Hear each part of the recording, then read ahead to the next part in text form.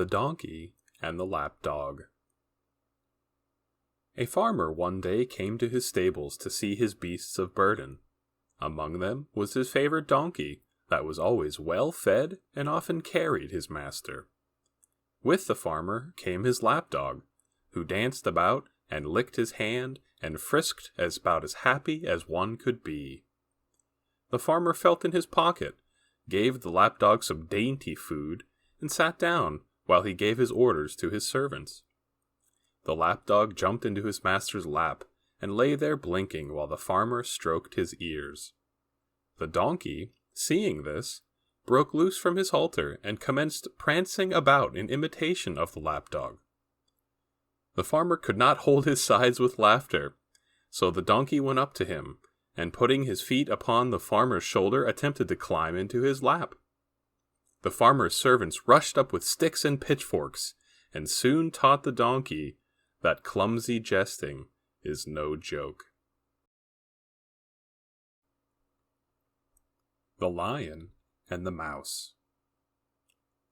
Once, when a lion was asleep, a little mouse began running up and down upon him. This soon wakened the lion, who placed his huge paw upon him and opened his big jaws to swallow him. "Pardon, O king," cried the little mouse.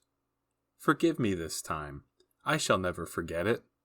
Who knows, but perhaps I will be able to help you one of these days."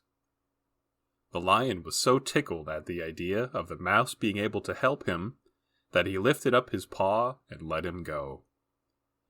Some time after, the lion was caught in a trap, and the hunters who desired to carry him alive to the king tied him to a tree while they went in search of a wagon.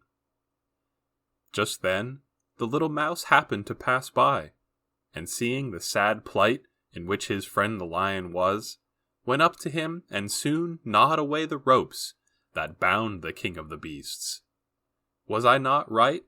said the little mouse. Little friends may prove to be great friends.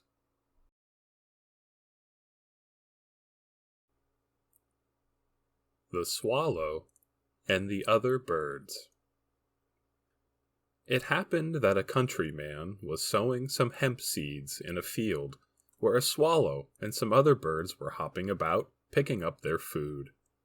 "Beware of that man," quoted the swallow. "Why, what is he doing?" said the others. "That is hemp seed he is sowing. Be careful to pick up every one of the seeds, or else you will repent it." The birds paid no heed to the swallow's words, and by the hemp grew up and was made into cord. Cords of net were made, and many bird that had despised the swallow's advice was caught in the nets. "What did I tell you?" said the swallow. "Destroy the seeds of evil, or it will grow up to be your ruin." The Frogs Who Desired a King. The frogs were living as happy as could be in a marshy swamp that just suited them. They went splashing about, caring for nobody, and with nobody troubling them. But some of them thought that this was not right, that they should have a king and a proper constitution, so they determined to send up a petition to Jove to give them what they wanted. "Mighty Jove," they cried, "send unto us a king who will rule over us and keep us in order."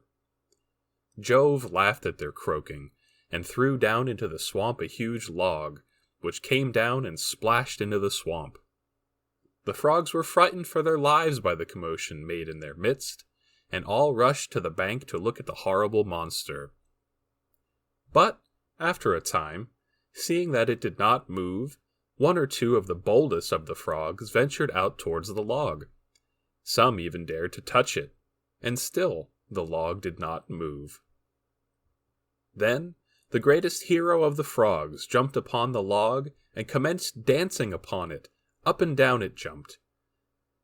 Then all the frogs came and did the same, and for some time the frogs went about their business every day without taking the slightest notice of their new king log laying about in their midst. But this still did not suit them, So they sent another petition to Jove and said to him, "We want a real king, one that will really rule over us." Now, this made Jove angry, so he sent among them a big stork that soon set to work gobbling them up. Then the frogs repented to Jove, but Jove would not hear any of it, and unfortunately for the frogs, it was too late. Better no rule than cruel rule. The mountains in labor. One day, the countrymen noticed that the mountains were in labor.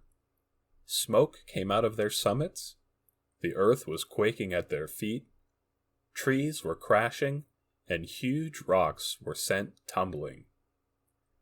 They felt sure that something horrible was going to happen. They all gathered together in one place to see what terrible thing this could be. They waited and they waited, but nothing came. At last, there was a still more violent earthquake, and a huge gap appeared in the side of the mountains. They all fell down upon their knees and waited. At last, a teeny, tiny mouse poked its little head and bristles out of the gap and came running down towards them. And ever after, they used to say, "Much outcry, little outcome." The Hares and the Frogs. The hares were so persecuted by the other beasts, they did not know where to go. As soon as they saw a single animal approach them, off they used to run. One day, they saw a troop of wild horses stampeding about, and in quite a panic, all the hares scuttled off to a lake nearby. They determined to drown themselves rather than live in such a continual state of fear. But, just as they got near the bank of the lake, a troop of frogs, frightened in their turn by the approach of the hares, scuttled off and jumped into the water. "Truly," said one of the hares, "things are not so bad as they seem. There is always someone, or something, worse off than yourself." The Wolf and the Kid. A kid was perched up on the top of a house, and looking down, saw a wolf passing underneath him. Immediately, he began to attack his enemy, the wolf. "Murderer and thief," he cried, "what are you doing here near honest folks' houses? How dare you make an appearance where your vile deeds are known?" "Curse away, my young friend," said the wolf. "It is easy to be brave from a safe distance." The Woodman and the Serpent. One wintry day, a woodman was tramping home from work when he saw something black lying on the snow. When he came closer, he saw that it was a serpent, to which by all appearances was dead. But he picked it up and put it to his bosom to warm while he hurried home. As soon as he got indoors, he put the serpent down on the hearth before the fire. The children watched it and saw it slowly come to life again. Then one of them stooped down to stroke it, but the serpent raised its head and put out its fangs and was about to sting the child to death. So the woodman seized his axe and with one stroke cut the serpent in two. "Ah," said he, "no gratitude from the wicked." The Bald Man and the Fly. There was once a bald man who sat down after work on a hot summer's day. A fly came up and kept buzzing about his bald head, and even stung him from time to time. The man aimed a blow at his little enemy, but his palm smacked off his own head instead. Again the fly tormented him, but this time the man was wiser and said, "You will only injure yourself if you take notice of despicable enemies." The Fox and the Mask.